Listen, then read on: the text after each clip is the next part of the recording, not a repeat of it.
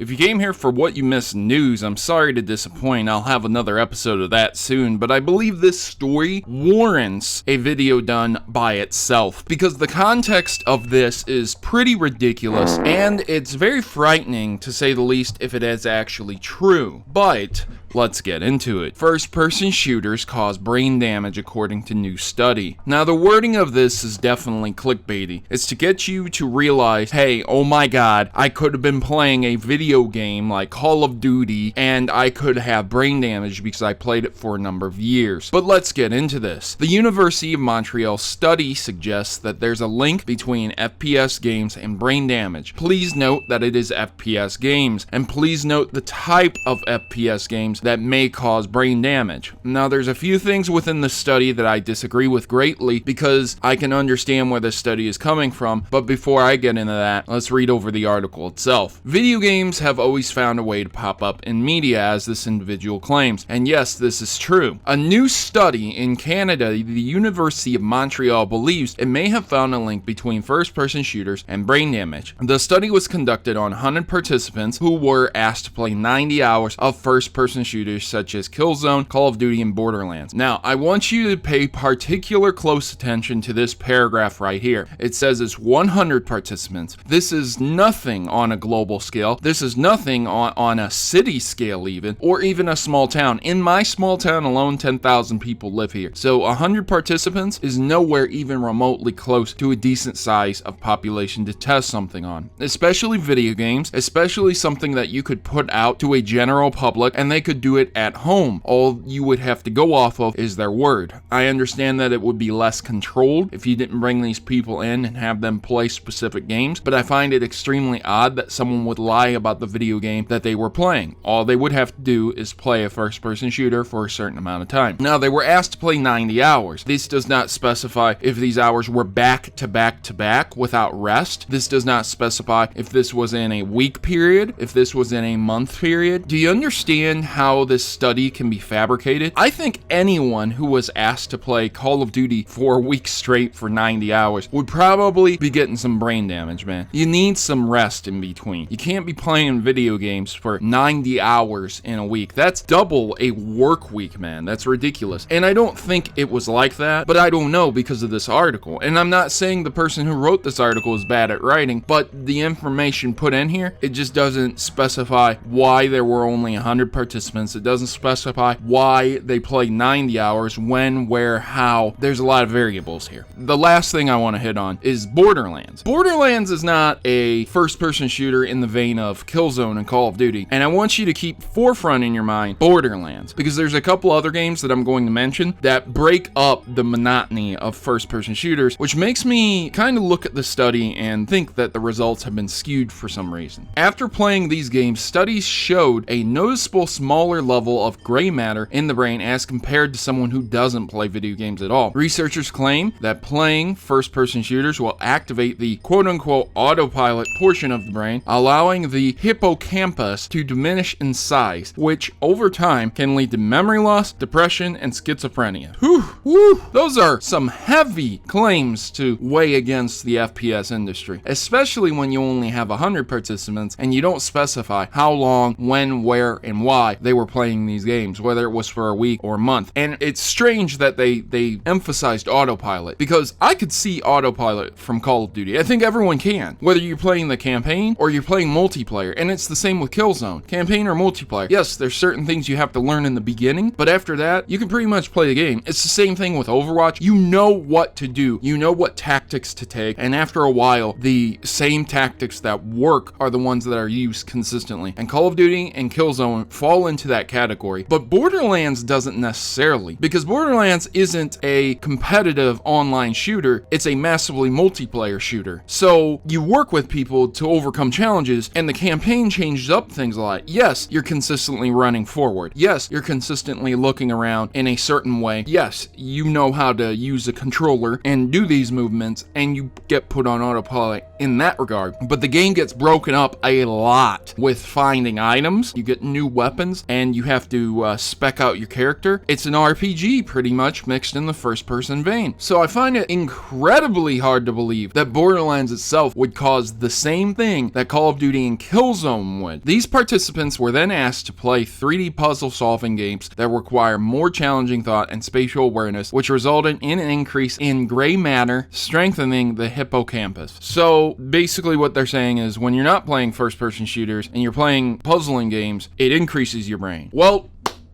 congratulations. Just like very basic platformers back in the day, it's not shocking to me that puzzle games would strengthen the brain, whereas very basic, simple games wouldn't. It's not shocking at all. We know puzzle games help the core functions of the brain. We know it helps motor skills. We know it helps a lot of different things in the mind. There's tons of articles, there's tons of studies that have been done, and this one is no exception. This is really what the study is based off of. This is your ace in the hole. Oh, look at this. What FPS games caused autopilot, whereas 3D puzzle games, they allowed people to become smarter. Like, holy freaking crap, when you're solving puzzles, you actually use your mind a lot more than when you're playing an FPS. You know, the same way that you could say that you're not using your mind as much in an action movie versus a mystery movie. Wow. Anyways, despite how scary this sounds, scientists overseas have cautioned against drawing any firm conclusions from this study, given it is only one study with a select and small group of participants. It seems a whole lot like scare tactics to publish such a radical idea, but it doesn't mean that they're entirely wrong. And that's from the University of Montreal. Now, I want you to pay close attention to that final paragraph as well, where it states that these scientists overseas caution against drawing firm conclusions, because it's not true. It's not true. What may be true is that when you play FPS shooters, your brain gets put on autopilot, and that may be true because of the time you spend in a game. I think anyone who would play through the Call of Duty campaign alone and spend 90 hours on it would definitely be suffering in some way, shape, or form, because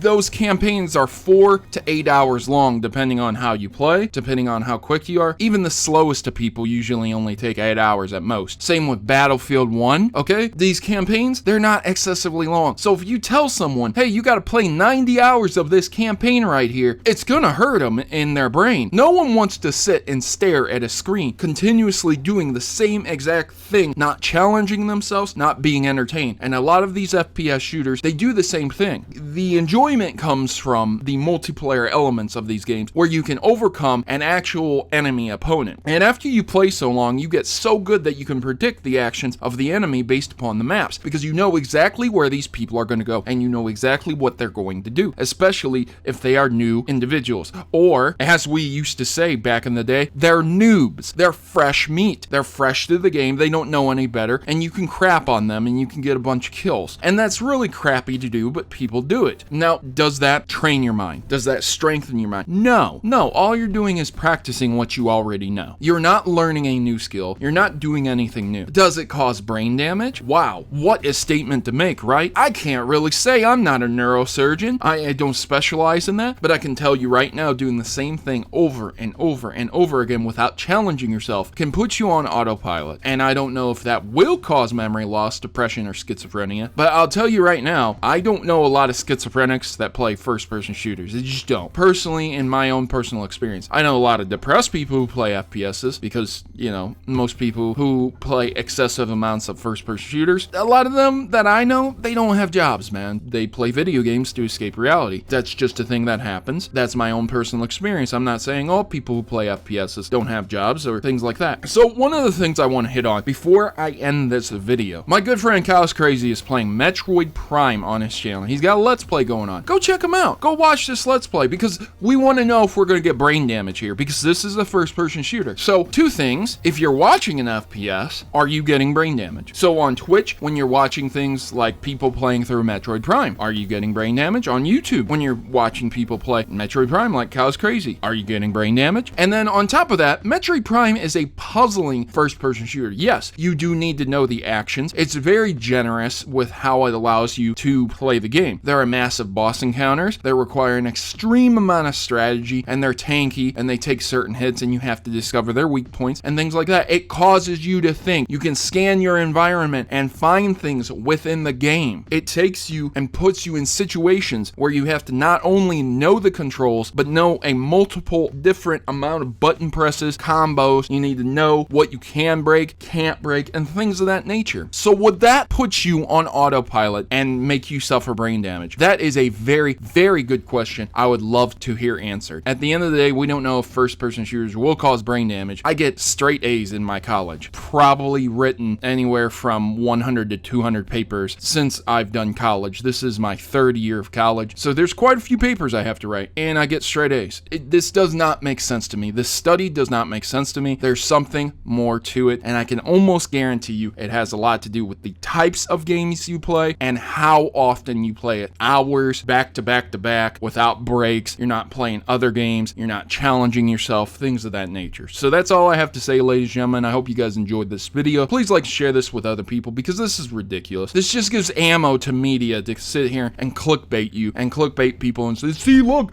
video games cause brain damage. Look. Like, my God, dude, you're the same people who will sit in front of a TV for 2 to 4 hours every single day and say that there's no problem with that. But playing a video game, oh my God, that's Satan. It's the Antichrist incarnate. Anyways, ladies and gentlemen, you guys have yourselves a great day. I'm your host, Protomario, and I'm signing out. Good gaming, God bless, and thank you for watching.